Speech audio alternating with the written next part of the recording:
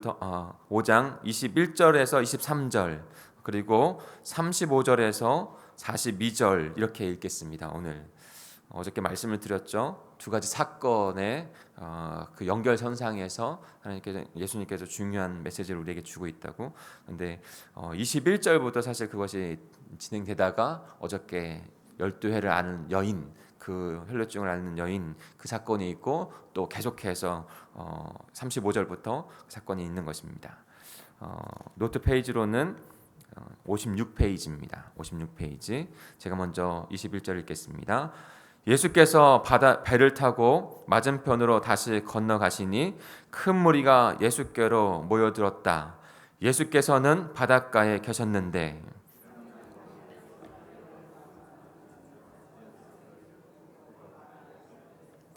간곡히 청하였다. 저희 어린 딸이 죽게 되었습니다. 오셔서 그 아이에게 손을 얹어 고쳐주시고 살려주십시오. 35절입니다.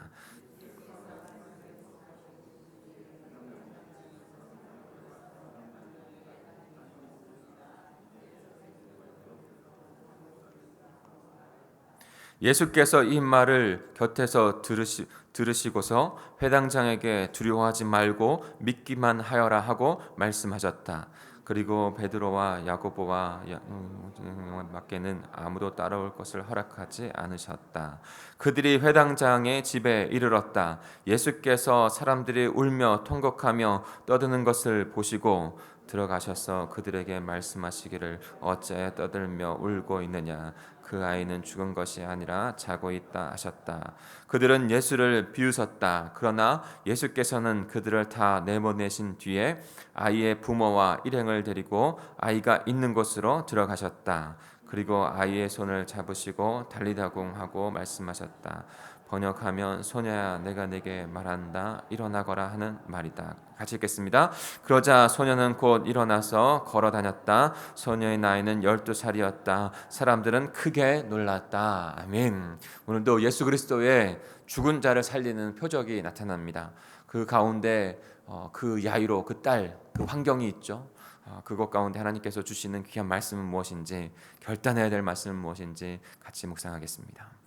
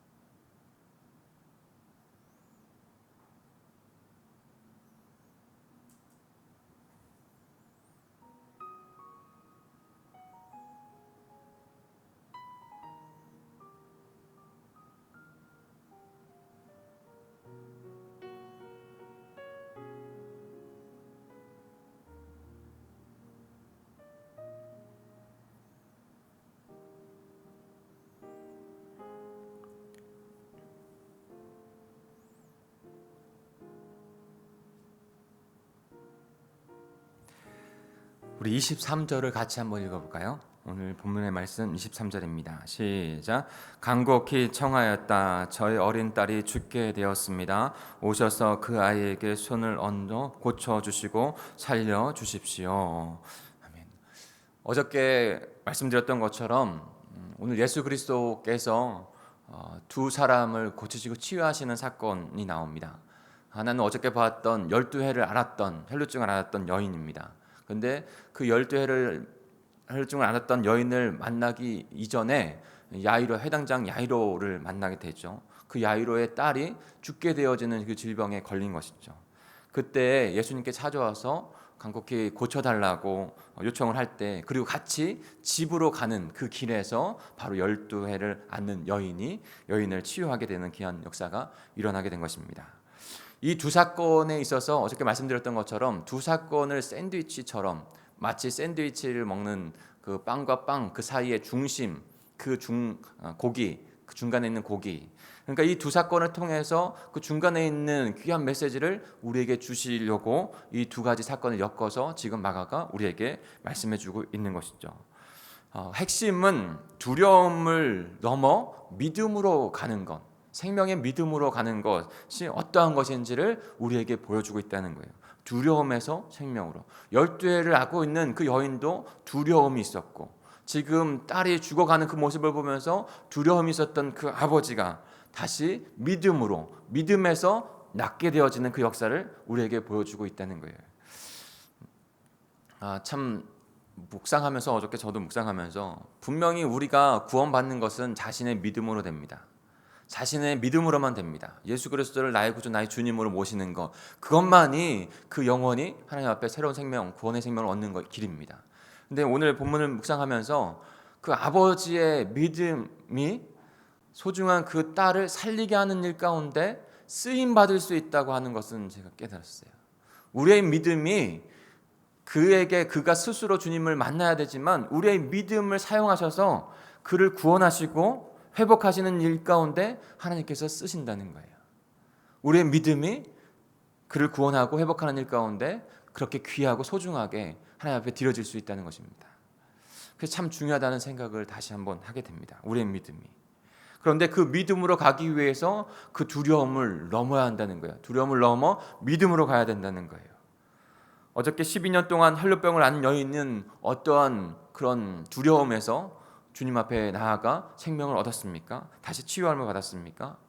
혈루라고 하는 것은 어저께 말씀드렸던 것처럼 피는 부정함의 상징이라고 말씀드렸죠. 이스라엘 백성들의 피는 부정함이어서 공동체 안으로 어떤 바깥으로 드러내서 할 수 있는 사람이 아니에요. 언제나 숨어서 있는, 그렇게 마음을 졸이고 살 수밖에 없는 그런 인생이었던 것이죠. 그런데 그 여인이 12년 동안 그렇게 있었던 그 여인이 예수님께 나오는 그 믿음을 가졌던 것이죠. 그러면서 그 담을 넘어서 예수님 앞에 나왔고, 그리고 치유함을 받았습니다. 오늘 회당장은 어떤가요? 회당장은 어떠한 담을 갖고 있었을까요? 두려움을 갖고 있었을까요? 우리 21절부터 23절까지 다시 한번 읽어볼까요? 21절에서 23절입니다. 시작. 예수께서 배를 타시고 다시 맞은편으로 건너가시니 큰 무리가 그에게 모이거늘 이에 바닷가에 계시더니 회당장 중에 하나인 야이로라 하는 이가 와서 예수를 보고 발 아래 엎드려 간곡히 구하여 이르되 내 어린 딸이 죽게 되었사오니 오셔서 그 위에 손을 얹으사 그로 구원을 받아 살게 하소서 하거늘. 죄송합니다. 제가 표준 세번역으로 읽지 않았네요. 중요한 것은 지금 이가 갖고 있는 두려움이에요. 어떤 두려움이 있을까요? 여인에게는 그런 혈루라고 하는, 부정하다고 하는 그런 두려움이 있었고, 이 회당장은 자신의 그 지위에 대한, 사람들의 시선에 대한 두려움이 있었어요. 회당장이라고 하는 것은 회당의 업무를 맡은 자예요. 감독하는 자예요.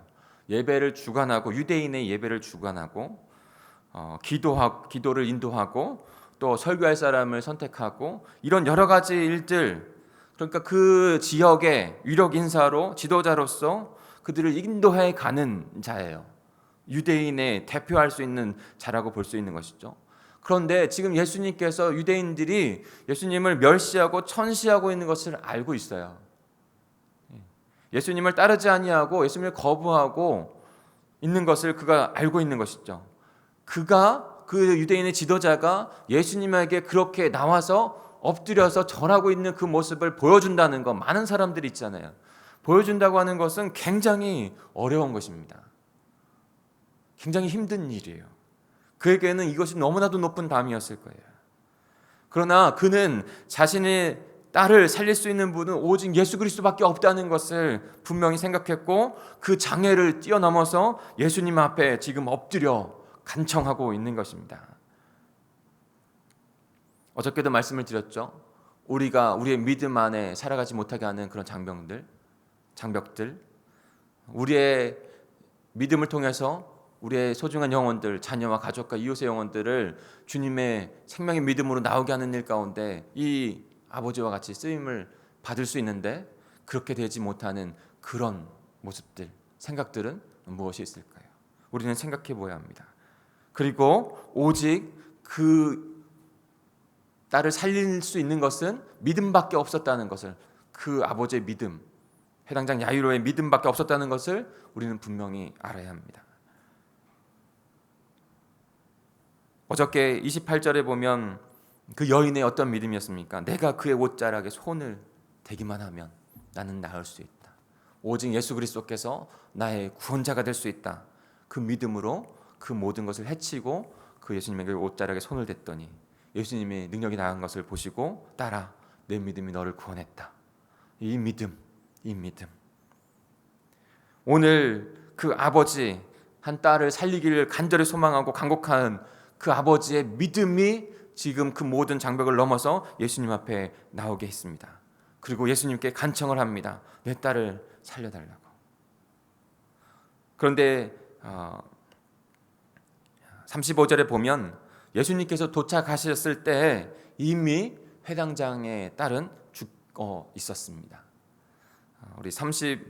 그리고 두려움, 그때 이제 야이로 아버지가 두려움을 갖게 되죠. 죽음의 두려움입니다. 슬픔입니다. 이미 끝났다고 하는 그런 두려움이에요. 그때 예수님께서 어떤 말씀을 하시는지 우리는 그 말씀을 오늘 중요하게 들어야 합니다.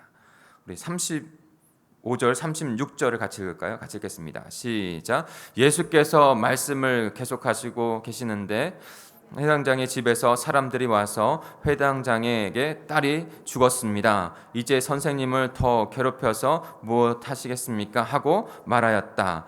예수께서 이 말을 곁에서 들으시고 회당장에게 두려워하지 말고 믿기만 하여라 하고 말씀하셨다. 아멘. 예수님께서 분명하게 두려움 가운데 있는, 얼마나 그 두려움과 그 무너진 마음이 있었겠어요. 사랑하는 사람이 죽었다고 하는 소식을 저도 청년 때 한번 들은 적이 있는데 그냥 아무 생각이 없더라고요. 사랑하는 우리 청년이 선교제에 가서 죽었다는 소식을 담임 목사님에게 조용히 사무실에 가서 들었어요. 그러면서 담임 목사님이 그런 상황이니까 형제가 동요할 수 있는 것 가운데 믿음을 지키고 같이 해줬으면 좋겠다, 이렇게 부탁을 하셨는데 제가 주체가 안 되더라고요. 그래서 그 예배가 다, 온 성도가 다 눈물의 그런 예배가 될 수밖에 없었는데, 근데 그렇게 죽음을 듣는다는 것은 그렇게 쉬운 게 아닙니다. 사랑하는 딸, 그렇게까지 자신이 믿음을 가지고 정말로 살리겠다고 하는 그런 마음으로 예수님에게 모든 시선을 다 받고 있는 것을 알면서도 엎드렸는데 죽었다는 소식을 들었을 때, 그런데 그때 예수님께서 그에게 믿음을 더 심겨주시는 것이죠. 무엇입니까? 회당장에게 말씀하셨습니다. 두려워하지 말고 믿기만 하여라. 두려워하지 말고 믿기만 하여라. 우리에게 이 마음이 있어야 돼요. 이 믿음이 있어야 돼요. 예수님께서 그 딸을 다시 살리십니다. 그때 두려워하지 말고 믿기만 하라, 그 말씀을 하시고 그 기적을 일으키신 거예요. 사랑하는 성도 여러분, 이 말씀이 우리에게도 중요합니다. 나의 믿음도 살아가는 것에서 중요하지만 내 믿음을 들어 사용하셔서 내 소중한 영혼들을 구원하시는 일 가운데 쓰임 받기 위해서 내 믿음이 지금 두려워하지 말고 주님만 믿어야 하는 그 믿음이 너무나도 중요한 것이죠. 오늘 두려워하지 말고 믿기만 하라고 하는 그 전능하신 하나님이신 예수 그리스도께서 우리에게 주시는 그 음성을 듣는 저와 여러분 되기를 간절히 축복합니다. 41절 42절도 읽어볼까요? 같이 읽습니다. 시작. 그리고 아이의 손을 잡으시고 달리다 굼 하고 말씀하셨다.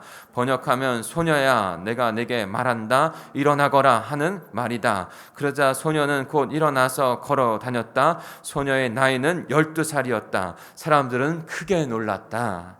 예수님께서 이제 그 말씀 두려워 말고 믿기만 하여라 라고 말씀하시고 집으로 가셨어요. 그런데 거기에 있는 사람들, 예수님께서 다시 그 딸을 살릴 거라고 하는 그 말을 듣고서 다 웃고 비웃고 그랬습니다. 이미 죽은 거를 분명했어요. 인간으로 봤을 때 다시 살아난다는 건 있을 수 없는 일이에요. 그런데 예수님께서 그 소녀를 다시 살리는 것이죠. 다 내보내고 가족과 그 제자 몇몇만 데리고 들어갑니다. 그리고 나서 그 어린 소녀의 손을 잡고 달리다 쿵 하고 선포하십니다. 이것은 선포예요.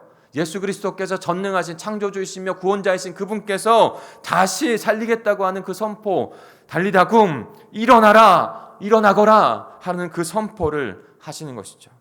생명의 주님께서 그 생명의 말씀을 선포하실 때 생명이 살아나게 되는 줄 믿습니다. 믿음을 주님 앞에 드리고 그 믿음 가운데 주님께 간청했더니 주님께서 그 영혼을 살린 것이죠. 그 즉시 그 아이가 다시 일어나 살게 되었습니다.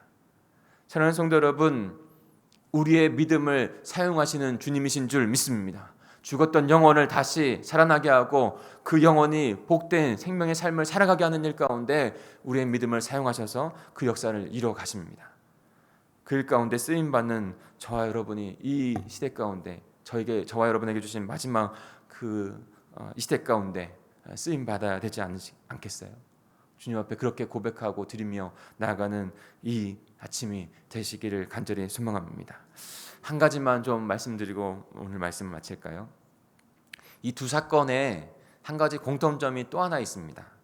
무엇일까요? 바로 숫자 12라는 공통점이에요. 12 발견하셨나요 혹시? 12해 동안 혈류병을 앓고 있던 여인이 예수 그리스도를 만나면서 치유함을 노임을 받았습니다. 회복을 받았습니다. 그리고 또한도 12살 된 그 아이가 죽었던 그 아이가 예수 그리스도를 만남으로 회복되어지고 다시 살아난 그런 귀한 역사, 생명 역사가 일어났습니다. 사랑하는 성도 여러분, 마가가 우리에게 무엇을 말씀해 주려고 하는 것일까요? 분명히 일어났던 이 역사적인 사건을 통해서 그리고 하나님의 섭리 가운데 이것이 일어나고 예수 그리스도께서 오셔서 그 표적을 나타내 주시면서 우리에게 말씀하시는 그 뜻은 무엇일까요? 여러분, 숫자, 오늘 성경에 말하는 이 숫자는 바로 12지파를, 구약의 12지파를 의미한다고 제가 누차 계속 말씀하고 있죠. 12지파는 무엇을 의미합니까? 영적인 하나님의 나라, 하나님께서 언약을 주셔서 하나님의 나라를 이루시겠다고 하는, 그래서 결코 이루었죠. 출애굽하여 그 가나안 땅으로 인도하여 그 12지파를 이루어온 것이죠. 그러나 그들의 잘못으로 멸망했지만 이제 그 하나님의 섭리와 계획 가운데 성자 예수 그리스도께서 오셔서 다시 12제자를 부르시고 오늘 지금 우리에게 말씀하시는 건 12해를 안 그 혈루병 여인을 치유하시고 12살 된 그 아이가 죽었다가 다시 살아나는 역사를, 기적을 베푸시면서 우리에게 분명히 말씀해 주시는 것은 하나님의 나라를 오직 예수 그리스도를 통해서 생명을 주셔서 이루어 가신다는 건, 오직 그분이 우리의 구원자 되신다는 것을 말씀해 주고 있는 것입니다. 사랑하는 성도 여러분, 우리에게도 두려움과 막힌다함이 있습니다. 그러나 하나님의 그 언약대로 하나님의 나라를 회복하실 그 예수 그리스도께서 이 땅 가운데 오셔서 십자가 부활을 이루셨습니다. 그분은 다시 오셔서 완전한 하나님의 나라를 이루어 가실 것입니다. 하나님의 그 완전한 나라를 이루어가는 놀라운 역사를 우리 가운데 이루실 것입니다. 그 여인처럼, 그 아버지처럼 우리의 믿음을 들여서 한 영 한 영혼을 구원하여 하나님의 나라를 회복하는 일 가운데 이루어 가시는 그 주님 앞에 쓰임 받으실 수 있는 저와 여러분, 우리 공동체가 되기를 간절히 축복합니다. 우리 같이 기도하겠습니다. 우리 합심하여 기도하겠습니다. 어제 오늘 이어서 우리의 믿음이 어떠해야 하는지를 그 여인을 보시면서는 너의 믿음이 너를 구원하였다라고 말씀하시는 이 아버지에게는 두려워 말고 믿기만 하여라 라고 말씀하시는 그 음성을 우리가 듣고 마음에 새기고 삶이 되어져서 하나님의 복된 귀한 삶을, 하나님의 나를 이뤄가는 생명을 세우는 귀한 일 가운데 쓰임받는 믿음이 되어야 될 줄 믿습니다. 우리 공동체의 믿음이 그렇게 되게 해주시고, 우리 모든 가정의 믿음이 그렇게 되게 해주시고, 지체의 믿음이 그렇게 되게 하셔서, 나의 믿음이 그렇게 되게 하셔서 하나님의 나라를 이뤄가 주시옵소서. 쓰임받기를 원합니다. 그렇게 기도하는, 그래서 오늘 하루의 삶 가운데서도 귀한 그 생명의 여정이 우리 삶에서 나타나게 해달라고 그렇게 기도하는 이 시간이 되길 원합니다. 우리 주여 삼창하시고 통성으로 우리가 가지고 있는 기도 제목을 믿음으로 주님 앞에 드리며 나아가겠습니다. 주여 주여 주여. 하나님 아버지 감사합니다. 아버지 하나님, 오늘도 아버지 열쇠를 아는 아버지 그